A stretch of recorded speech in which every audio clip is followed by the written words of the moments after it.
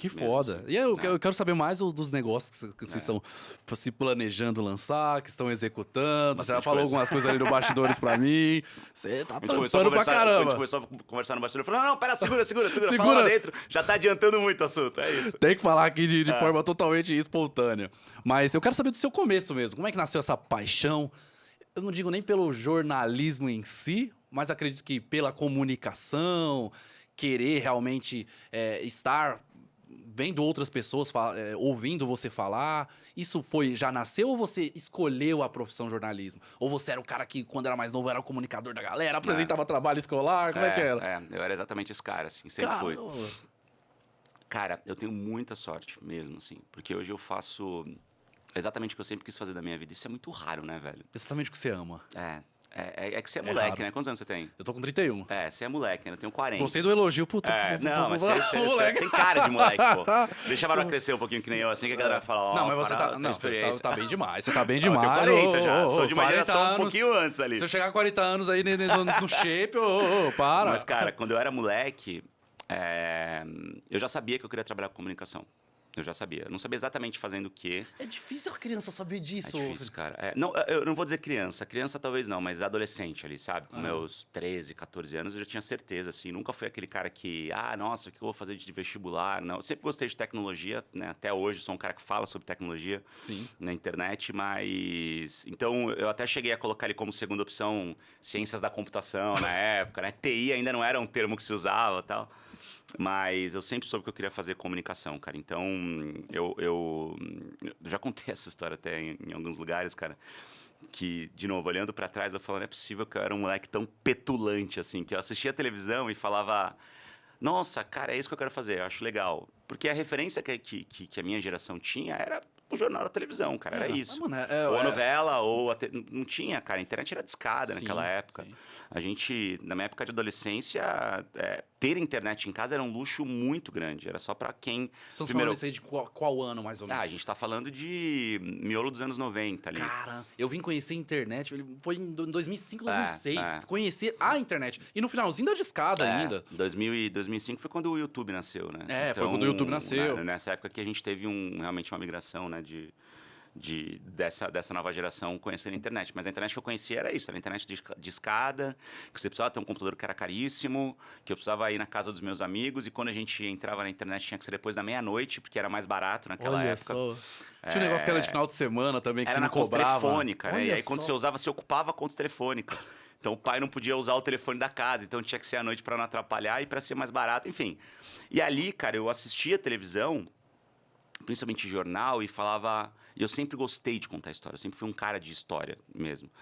E aí, era isso que você falou, apresentava o trabalho na escola, e da resenha ali da molecada, jogava futebol, sempre joguei futebol a vida inteira, jogo até hoje.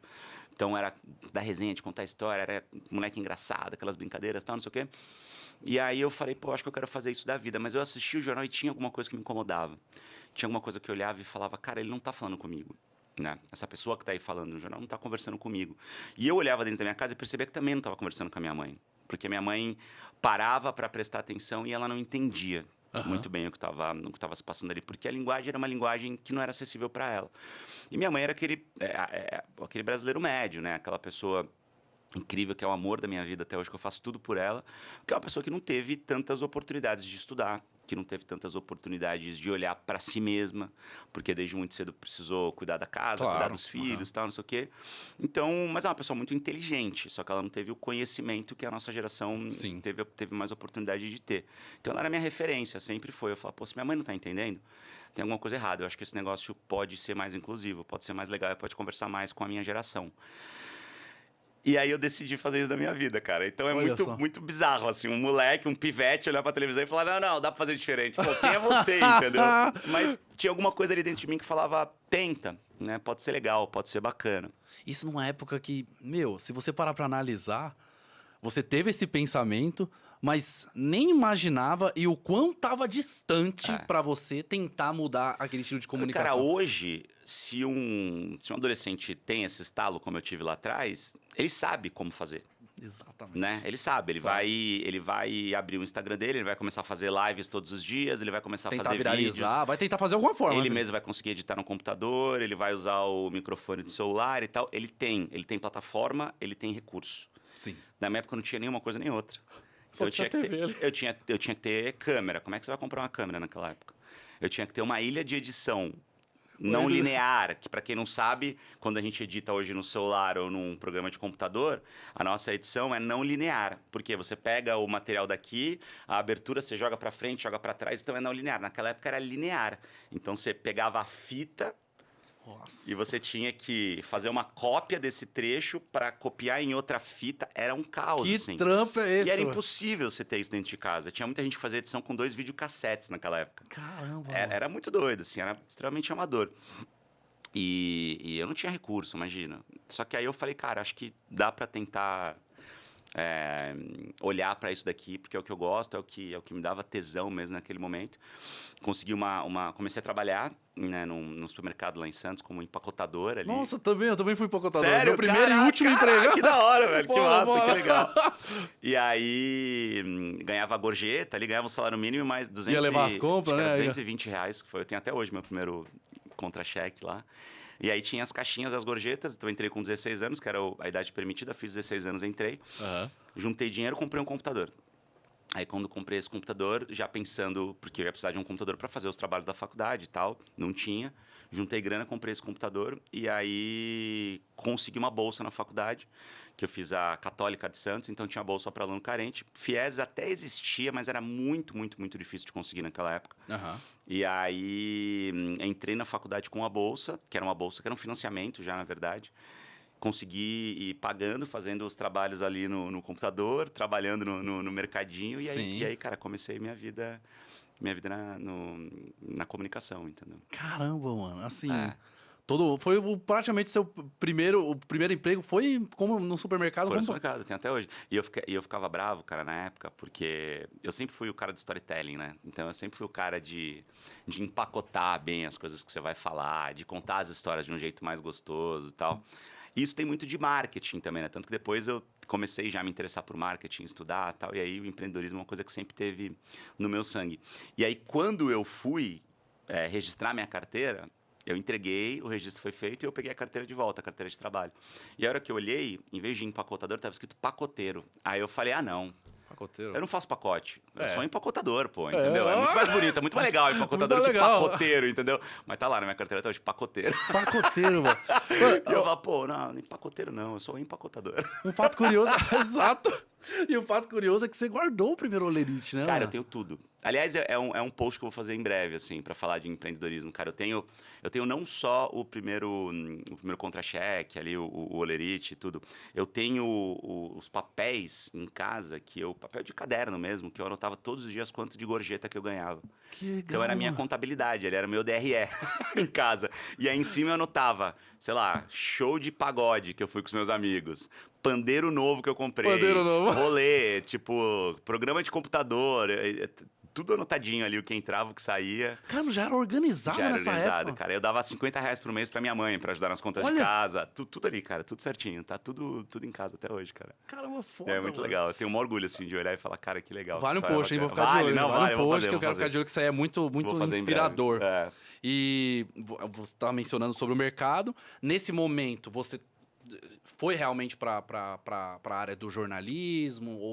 Ou você ainda ficou meio que fazendo um bico aqui, um bico ali? Foi direto, você tinha mencionado da Globo, né? Da oportunidade. É. Foi direto ali? Não, quando entrei na faculdade, cara, logo no primeiro ano da faculdade, eu comecei a fazer um programa de rádio de madrugada com amigos meus, com o Henrique, o Ricardo, Lina, eram amigos da minha classe ali.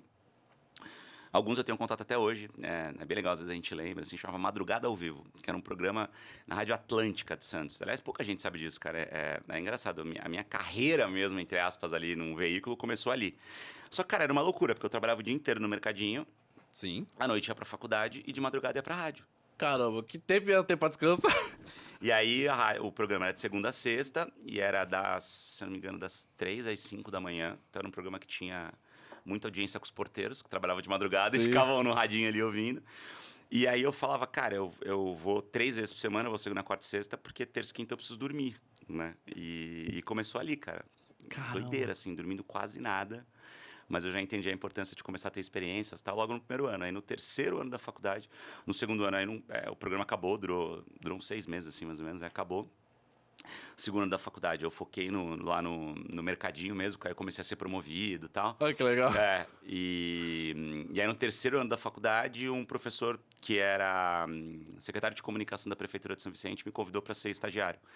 Aí eu Olha. fui ser estagiário na prefeitura, só que o salário era baixinho.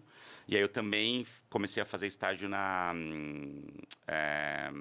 academia de comunicação ali Era um espaço de comunicação mesmo, que fazia assessoria de imprensa da faculdade e tal. Agência júnior da faculdade. E aí eu fazia de manhã, um pedacinho da tarde eu fazia na prefeitura, de manhã na faculdade, nessa agência, e à noite estudava. Caramba. E aí depois, no último ano da faculdade, eu entrei na Ford. Caramba, na Ford. Para fazer comunicação interna. A fábrica da Ford ainda era aqui em São Bernardo, agora infelizmente não tem mais. E eu entrei numa vaga de estágio lá para fazer comunicação interna. Que eu fiz os 2 processos seletivos ao mesmo tempo, da Ford e da Globo. Só que a Ford chamou antes, passei nos 2. Cara, passou nos 2. Só que aí a Ford chamou antes, eu fui, fiquei 3 semanas na Ford, e aí saiu o resultado da Globo, passei também. Eu queria televisão já. Você queria TV ali, né? Porque a comunicação interna é a comunicação entre a equipe, avisos, a parte de TV lá dentro também. Cara, comunicação de audiovisual também. É um trabalho legal, ainda mais em fábrica, assim, né, cara? A gente tinha muita gente trabalhando na fábrica ali. E é engraçado porque o meu chefe, na época, que era o Fábio de Renzo, hoje virou meu amigo, a gente se fala até hoje. Ele tem uma agência de comunicação interna. Olha só! Ele tem uma baita experiência, a gente já fez evento junto, já gravei com ele já foi na minha empresa, também nos eventos que eu faço de comunicação. Então, galera, sejam legais com as pessoas, porque o mundo não dá voltas, ele capota. Ele capota. Assim, você não tem noção. A gente vai encontrar as pessoas de novo em algum momento da vida. Então, sejam legais com as pessoas, porque isso é importante. Isso é legal você mencionar, porque... beleza, você teve algumas oportunidades aí, disse não para essas oportunidades, mas você não fechou portas. Você sempre saiu pela porta. Não dá, cara. Não dá, né, filho? Porque se a gente fecha a porta, cara, a gente tá sendo muito, muito pouco inteligente, cara. Porque é isso, assim. A gente tá sendo imediatista, na verdade, né? Eu conheço pessoas que trabalharam em emissora X ou Y e saíram muito magoados porque a empresa não foi legal comigo e tal. Eu falo, cara, nunca é a empresa. É sempre a liderança que está naquele momento. A empresa nunca é um organismo único. Claro. A empresa é sempre o reflexo da liderança daquele momento.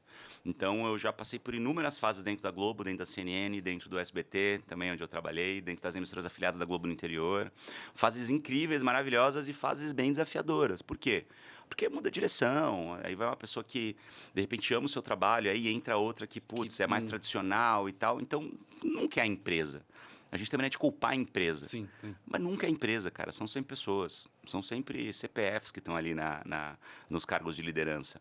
E quanto mais a gente for legal e entender essa prática com todo mundo que está ao nosso redor, cara, são os próximos líderes. Com certeza. Então, essas pessoas que estão ali contigo na trincheira da guerra, de novo, eles vão ser os comandantes do futuro, entendeu, cara? E se você for bacana, se você for legal, for minimamente humano ali, cara, você vai conseguir ter uma carreira longa e com aliados, entendeu? Com certeza. Então, eu acho que é o mais importante. Com certeza.